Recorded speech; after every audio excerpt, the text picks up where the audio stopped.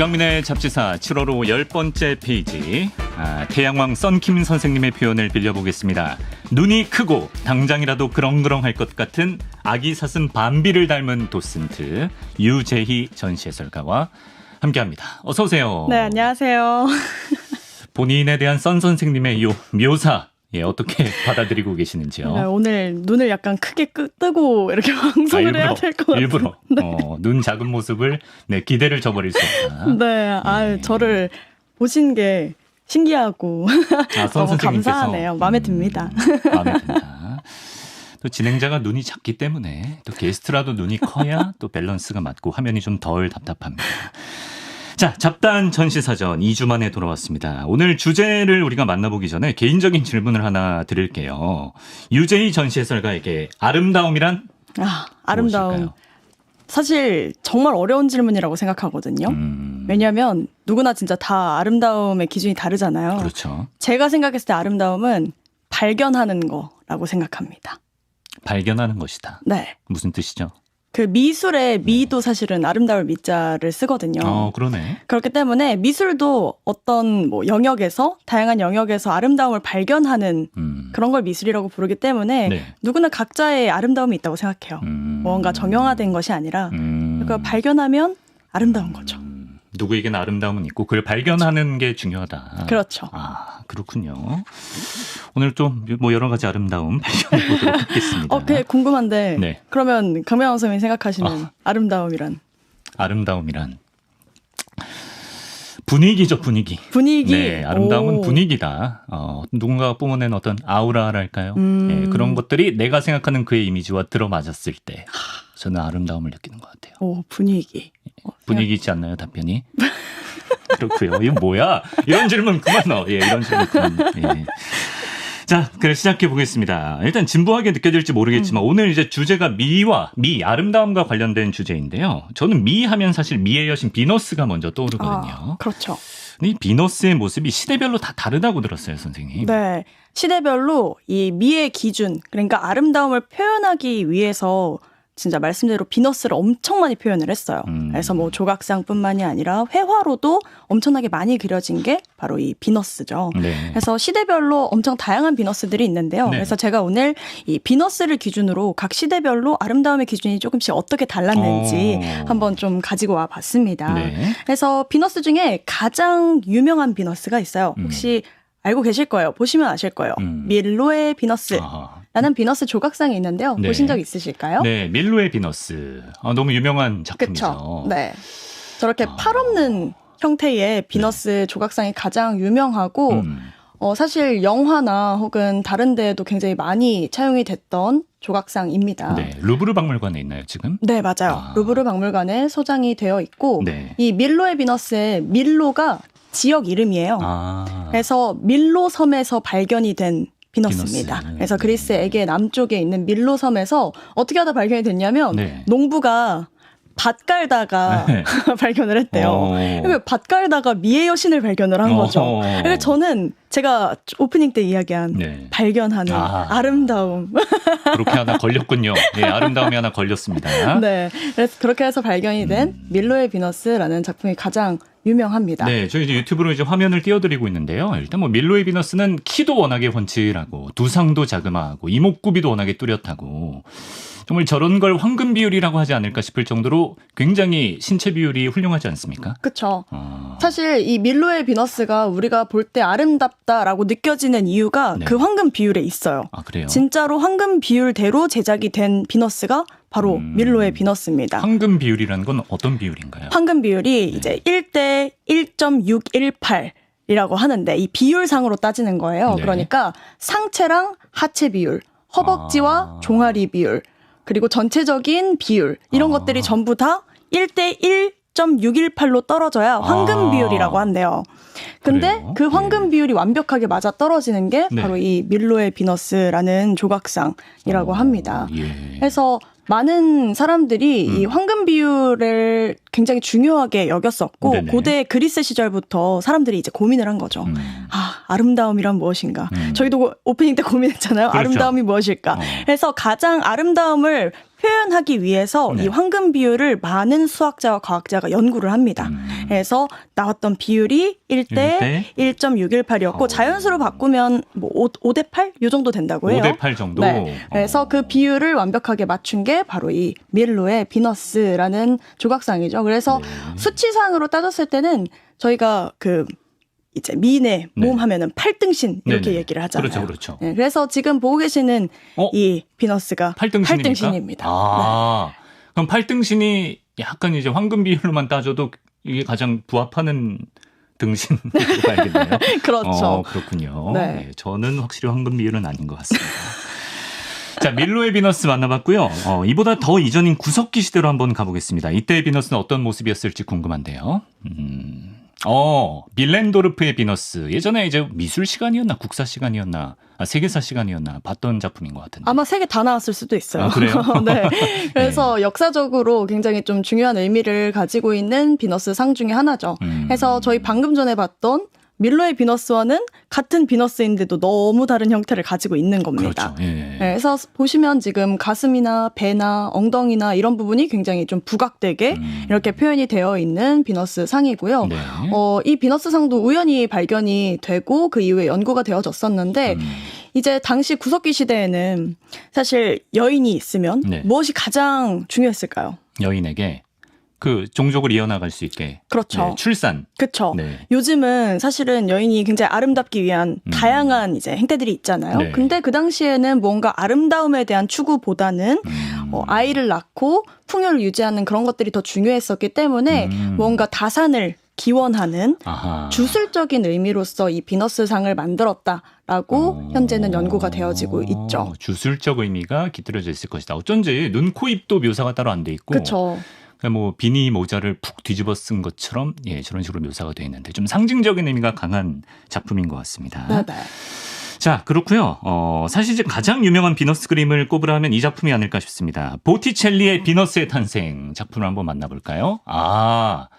그렇죠. 이제 여인이 대왕조개 껍데기 같은데 이렇게 서 있고, 네. 약간 예전에 이제 새 안무처럼 신체 중요 부위를 가리고 있는 듯한 저 작품을 많이들 아실 거예요. 네. 이 작품 우리가 뭐 어떤 점을 봐야 됩니까, 선생님? 네, 저희 아까 밀로의 비너스 본 것과 비슷한 포즈를 하고 있기는 하죠.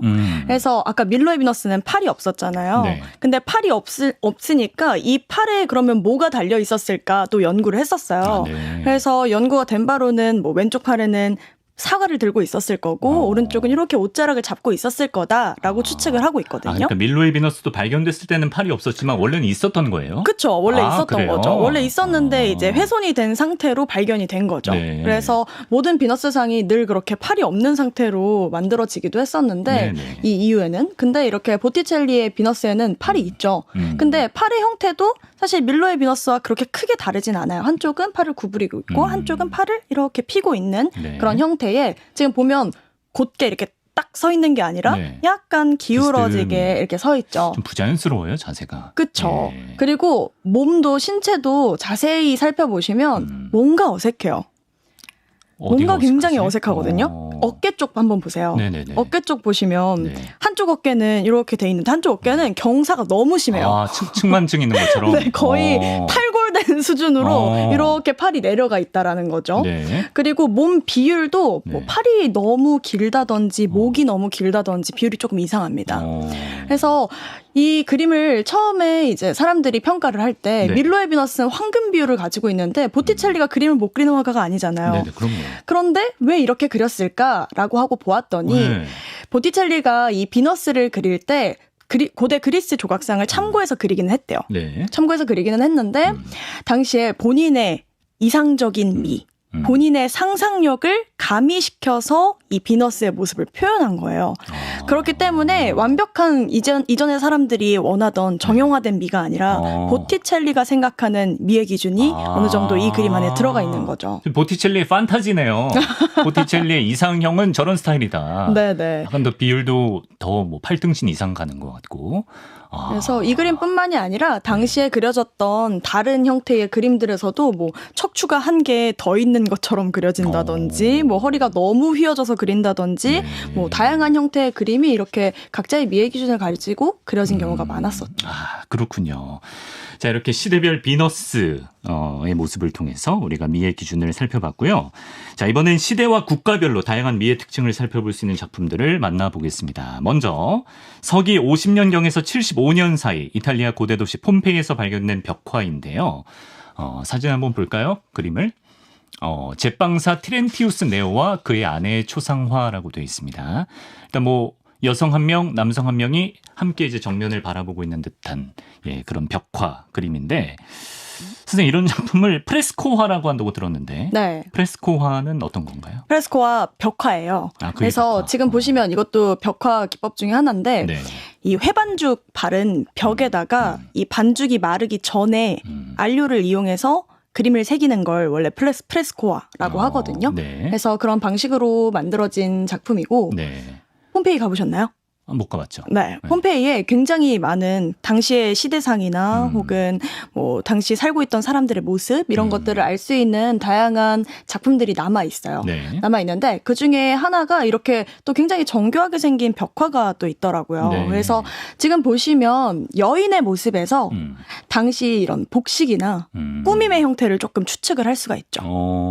그래서 지금 보면 뭐 머리도 구불구불하게 이렇게 앞머리 내려와 있는 모습이라든지 뭐 입고 있는 옷 같은 것들을 통해서 그 당시에 어떤 것들을 이렇게 꾸밈으로 사용을 했는지 볼 수가 있고, 가장 눈에 띄는 건 눈썹이에요. 눈썹. 네. 눈썹 보세요. 여인의 눈썹? 네네. 눈썹 어떤가요? 갈매기 눈썹. 네. 아, 눈썹이 이어져 있네요. 그쵸. 네. 그래서 저희 예전에 프리다 kahlo 보신 거 기억나세요? 네, 프리다 kahlo가 눈썹이 굉장히 진하게 이렇게 되어 있잖아요. 사실 이 눈썹이 시대의 영향을 굉장히 많이 받는 부분 중에 하나입니다. 근데 현대까지도요. 그래서 사실 남성분들은 잘 모르실 수 있는데 그 시대별로 유행하는 눈썹 모양이 있어요. 그래요? 그래서 그 옛날에 막 70년대, 80년대 이럴 때 영상 보면 막 이렇게 산 엄청나게 이렇게 있는 눈썹이 있다든지, 저희 시대 때는, 저 중학생 때는 그 두꺼운 일자 눈썹이 또 유행이었어요. 두꺼운 일자 눈썹이 유행이었던 때가 있었나요? 네네. 네. 그래서 이런 식으로 시대 유행을 굉장히 많이 타는 스리랑 게. 부부 김미화 얘기한 에디터 있는데 연식 드러나니까 그런 얘기 하지 마시고. 근데 저도 가끔 이제 메이크업 분장 받으러 가면 저는 그 차이를 모르겠어요. 저 뭐 별로 지저분한지도 모르겠는데 꼭 이 분장 선생님이 너무 지저분하다고요. 가운데를 이렇게 쓱쓱쓱쓱 긁어주더라고요. 네. 근데 이때는 가운데를 슥슥슥슥 긁었으면 안 돼요. 이때는 눈썹이 이어져야 예쁜 눈썹이었대요. 아, 저렇게? 네네. 저렇게 짙고 이렇게 연결되어 있는 눈썹이 당시에는 지성이나 순결의 표시로 여겨졌다고 합니다. 그래요? 네, 그래서 만약에 눈썹이 없는 사람도 있었을 거 아니에요. 그렇죠. 타고나기를 저렇게 타고난 사람만 있었던 게 있으니까. 네. 그래서 그때는 눈썹이 좀 없는 사람은 아예 스틱형 눈썹을 따로 만들었대요. 그 인공적인 털로? 네네네. 그래서 염소털로 스틱형 눈썹을 만들어서 이렇게 부착을 하기도 했었다고 합니다.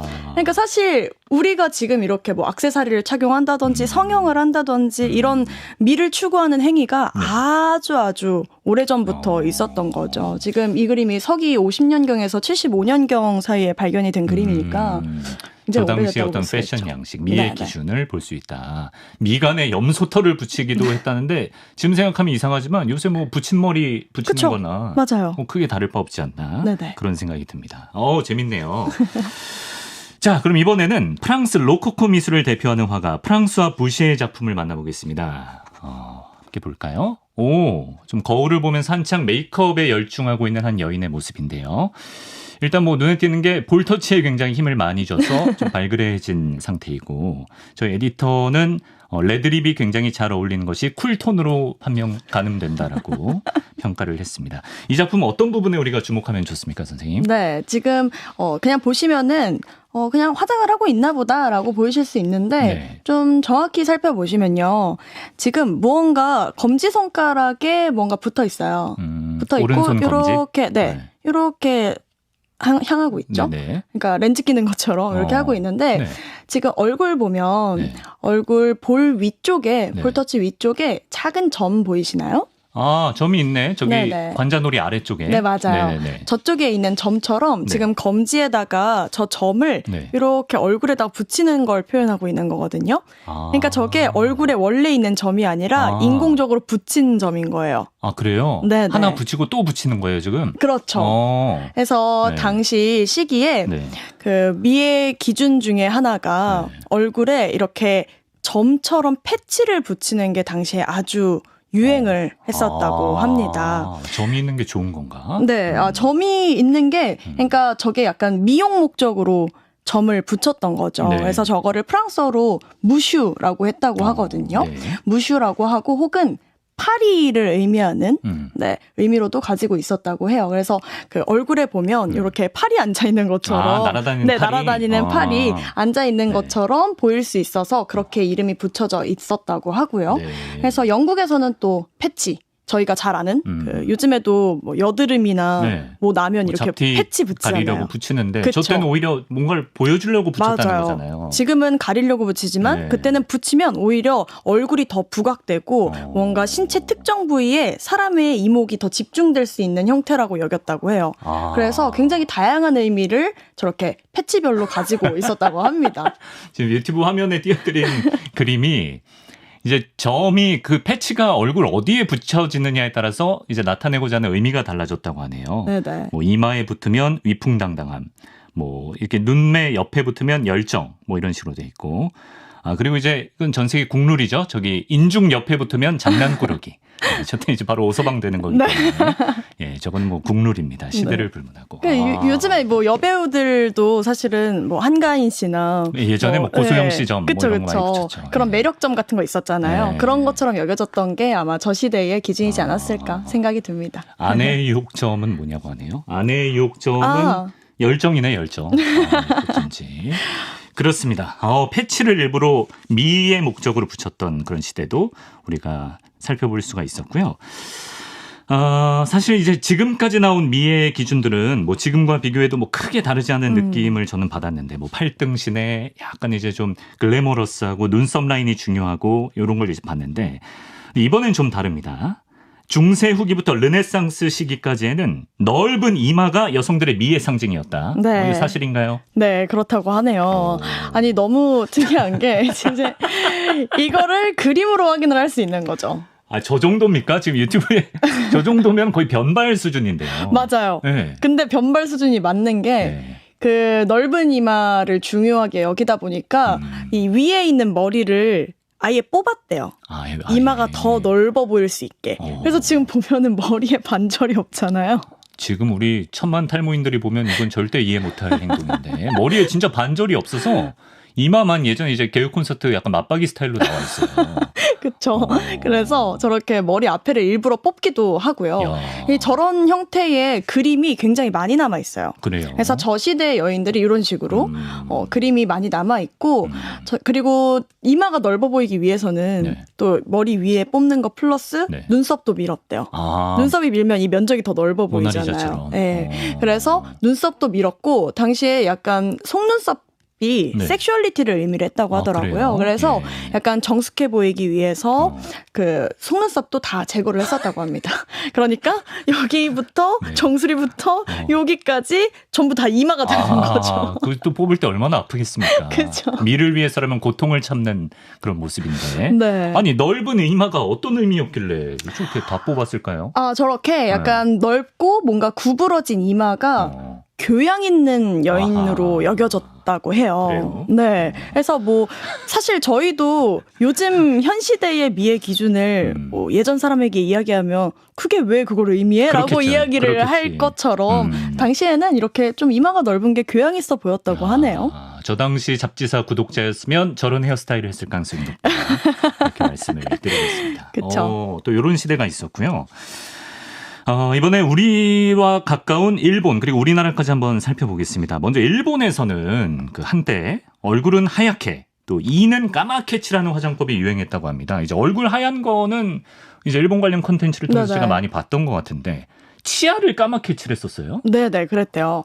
그래서 예전에 말씀 지금 하신 것처럼 네. 영화 같은 거 보면 엄청나게 하얗게 분칠한 일본 예전에 여인들 그렇죠, 많이 그렇죠. 봤었잖아요. 네. 근데 보면 입술 색깔도 주목해서 보셨는지 모르겠는데 붉게 바르는 경우도 있는데요. 되게 검게 바르는 경우들도 있어요. 입술을 검게 바른 건 봤어요. 그쵸. 네. 근데 사실은 더 예전 시대 때는 네. 입술 안에 이빨까지 전부 다 검게 칠했다고 해요. 야. 검게 칠했다고 해요. 네. 근데 일본 사람들한테 화장을 하는 이유 중에 하나가 무엇이었냐면 네. 일본에서 가장 중요한 건 얼굴에 마음을 드러내지 않는 게 중요했었대요. 포커페이스. 그렇죠. 포커페이스. 근데 포커페이스를 만들기 위해서 네. 얼굴의 윤곽을 없애기 위해 하얗게 분칠을 하는 거예요. 네네. 분칠을 하고 이제 저희가 웃을 때 네네. 혹은 이렇게 입이 내려가거나 올라가면 네. 어떤 표정인지 보이잖아요. 드러나죠. 예. 그런 인매를 가리기 위해서 안에 이빨까지 전부 다 이렇게 칠을 했다고 합니다. 그냥 안 웃으면 되지 않나요?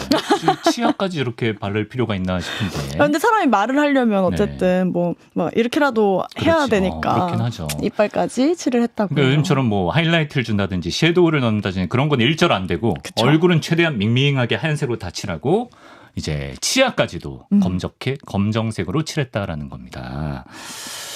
저것도 우리가 이해를 해줘야죠. 뭐 스모키 화장 정도로 우리가 생각할 수 있을까요? 스모키. 네, 눈가를 시커멓게 칠하는 거나 치아를 시커멓게 칠하는 거나. 그쵸. 뭐 위아래만 다를 뿐이고. 그렇죠. 뭐 이해를 해줘야죠. 저 당시 문화니까요. 자, 그러면 정말 끝으로 우리나라 여인의 미를 작품 속에서 찾아보겠습니다. 저는 일단 떠오르는 게 신윤복의 미인도 그쵸. 떠오르거든요. 한번 같이 보고 갈게요. 가장 대표적인 미인을 표현한 조선시대의 미인을. 단아한 자태 그리고 하늘색 치마가 굉장히 예쁘네요. 그러네요. 네. 자, 유재희 해설가가 또 이제 한국사 자격증 1급 보유자로 정평이 나 있기 때문에 조선시대 미인의 조건은 무엇이다? 좀 정리해 주시면 좋겠네요. 네, 한국사 뭐 시험 볼 때 그런 거를 공부하지는 않았지만. 여기 아무도 모르니까 그냥 그렇다고 가시면 됩니다. 예. 네, 당시에 미의 기준이 303흑, 3홍이었다고 해요. 303흑? 삼홍. 네, 그래서 300은 이제 하얗고 밝아야 되는 세 가지. 뭐죠? 뭘까요? 하얗고 밝아야 되는 세 가지. 이거 9개 다 맞춰야 되나요? 아니에요. 피부. 피부, 맞아요. 피부. 또? 치아? 맞아요. 치아. 눈동자. 눈 흰자. 눈 흰자. 눈 흰자도 중요하죠. 근데 당시에는 손이었대요. 손. 손. 네, 그래서 피부, 치아, 손. 그래서 이 전에는 일본 사람들은 검게 칠했는데 그치. 이제 이 조선 시대에서는 또 흰 치아가 네. 굉장히 미의 기준 중에 하나였다고 하고요. 삼흑은 그리고 뭐예요? 삼흑. 네. 삼흑은 이제 저희가 그림 보면서 네. 좀 알 수가 있죠. 지금 검정색으로 표현되어 있는 부분들을 좀 보시면 되는데 맞아요. 머리카락 그리고 눈썹. 맞아요. 눈썹? 그리고 눈도 맞아요. 눈동자. 그렇게 이렇게 세 가지. 그러니까 그림에 다 표현이 되어 있는 거예요. 네네. 지금 하얗게 표현된 건 아까 이전에 이야기했던 300 그리고 지금 흑으로 되어 있는 건 삼흑. 그리고 마지막 삼홍. 붉은 거 3개네요. 맞아요. 예. 붉은 거 3개. 입술. 또 뭐야? 볼. 아까 부시의 그림에도 이렇게 예쁘게 볼터치 되어 있었죠. 그래서 볼. 그리고 마지막은 손톱이었대요. 손톱. 네네. 그러니까 우리 뭐 봉숭아물 드리는 거 말고 그냥 천연 손톱 색깔이 약간 그렇죠. 붉은 빛이 도는 게 좋았다. 맞아요. 근데 저는 이 조선시대 미의 기준 알면서 굉장히 좀 신기했던 게 요즘 시대랑 좀 비슷한 것 같아요. 다르지 않아요? 네, 다르지 않더라고요. 그러네. 그래서 이런 미의 기준을 또 조선시대엔 가지고 있었다고 합니다. 이제 저런 해당 부위의 색깔이 좀 진할수록 좀 약간 건강하다 이런 생각도 했을 수 있을 것 같아요. 맞아요. 제 생각에는. 예. 이 기준이 혹시 남성에게도 적용이 됐을까요? 남성한테도 똑같이 기준이 적용이 됐다고 해요. 근데 저도 비슷한 생각을 하는 게 당시에 아름다움의 기준이 뭐 현재는 완전하게 겉모습을 치장하는 데에 좀 기울여져 있다면 저 당시 때는 진짜 건강해 보이는 게 또 미의 기준 중에 하나이었을 수 있기 때문에 뭐 이렇게 붉은 뭐 손톱이나 뭐 볼이나 이런 거는 혈색에도 의미가 그렇겠죠. 있지 않았을까요? 그렇습니다. 이렇게 우리나라 신윤복의 미인도까지 살펴봤습니다. 당대의 아름다움을 담고자 했던 여러 작품 만나봤는데 오늘 유재희 해설가가 마무리 멘트로 세상에서 가장 식상한 발언을 준비하셨다라고 하네요. 뭔 발언이길래 이렇게. 아니, 제가 아름다움이라고 이제 검색을 한번 해보면 첫 번째로는 뭐 모양이나 색깔이나 겉모습 외형에 대한 이야기가 나와요. 그렇게 보이는 게 좋아 보이는 게 아름답다라고 나오고 두 번째 뜻은 이제 마음씨에 대한 이야기를 합니다. 마음씨. 네. 그러니까 아름다움의 정의에도 이미 내면과 외면이 동시에 있는 거죠. 근데 전 제 생각에는 사실 외면의 아름다움은 그렇게 중요하지 않다고 생각해요. 확실히 사람은 내면의 아름다움이 중요하지 않은가. 저를 근데 우리 빤히 보시면서 외면의 아름다움은 중요하지 않다고 되게 위로해주는 느낌이네요. 예, 알겠고요. 자, 내면과 외면이 다 중요하다 이겁니다. 비단결 마음이 중요하다라는 거고요. 내면과 외면이 아름다운 전시 해설가 유재희 씨와 미술 작품으로 들여다본 다양한 미의 기준 오늘 살펴봤습니다. 해설가님 오늘도 고맙습니다. 네, 감사합니다.